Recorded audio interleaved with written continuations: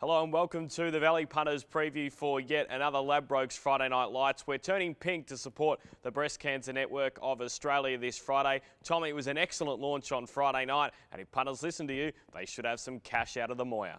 Absolutely, Benny. Vidora was so good in the Moya Stakes. Couldn't have been more impressive. Really had the race won a long way from home. And yeah, really good result for my pocket and hopefully for the punters that followed us in.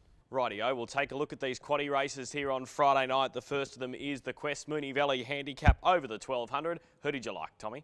Benny, it's a very open race here. The horse that I like is Interim, a filly with some promise from the Darren Weir yard. First up, this campaign at Mildura absolutely bolted in to win by 4 lengths, and she ran pretty impressive time in doing so. Definitely got a fair amount of talent. She seems to make her own luck right on the speed here, which I think is going to be ideal at the Valley on Friday night. The main danger for mine is Morrissey. Absolutely bolted in to win on debut at Tatura by 6 lengths, and he got a warning for his racing manners in the process. So to win by 6 lengths while racing erratically, it's fairly impressive. We had a chat to Troy Corstens here on Monday morning. This is what he had to say about the horse's chances. Obviously, this time of the year is always very hard to win, and it's hard to take that step from the maiden to the 64, but I think he's a horse that can progress and do it. Sort of targeted this race coming up on Friday night, and it looks a really nice option for him.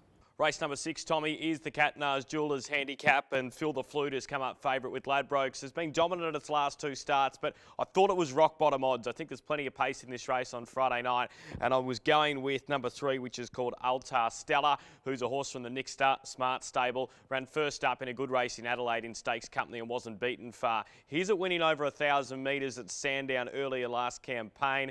I think this is a great form reference for a race like this. Draws well with Linda Meach in the saddle, and I think with the 1,000-metre record, I think he can get the job done in race 6. But in race 7, I really like Strike Force at the current price. You're getting $8 at the moment with Ladbrokes, which I think is well and truly over the odds. Didn't really fire last start at Flemington when they rode him back in the field, but I think they'll return to his usual tactics, which is to lead. And he did that at Moonee Valley a couple of starts ago, and he could hardly have been more impressive there. I think a repeat of that performance make him very tough to beat in this race on Friday night. The X factor in this race is Friar Fox from a new addition to the Darren Weir stable after starting its career in Perth. He actually won at black type level in Perth, and I think it is a class horse in this field, but I think 1,600 metres does look fairly short for her. First up for Weir is always an issue as well.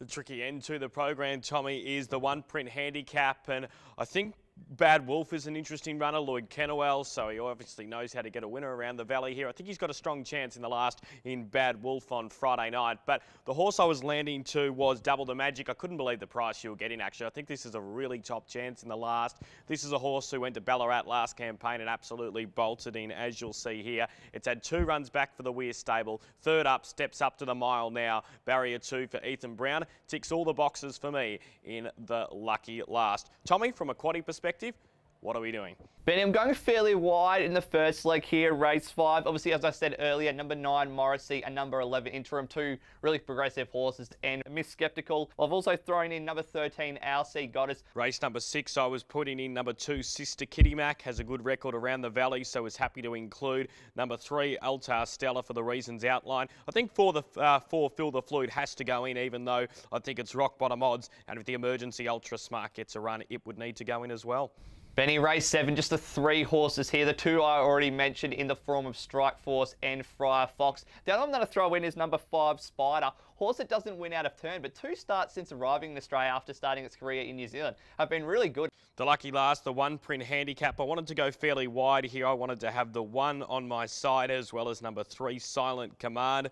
5, Rebellious Lord has come up favourite and must be included, and the 7 and 10 in Bad Wolf and Double the Magic, which I spoke about. Really interesting race though, because if 12, 13 or 14 get a run as emergencies, they're going to hold a major factor to this race and would need to be included. Well, Tommy, we're talking BCNA here on Friday night. All BCNA members are granted free entry. And race 3, Open the Hatch, will be wearing the all-pink silks out, cheering for charity horse this week to try and bank some cash. So good luck, Tommy. All the best. Let's hope we can find a winner on Friday night.